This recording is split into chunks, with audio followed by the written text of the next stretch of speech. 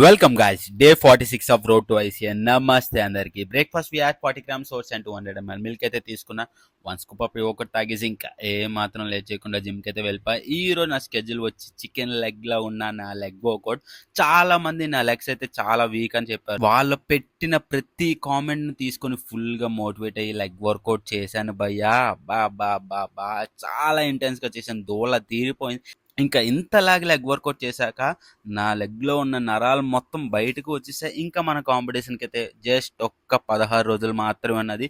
ఇప్పుడే నా కండిషన్ పీక్లో ఉంది. ఇంకా పీక్ వీక్లో ఉంటుంది భయ్య నా కండిషన్. ఇంకా మీ ఇమాజినేషన్కి వదిలేస్తున్నా.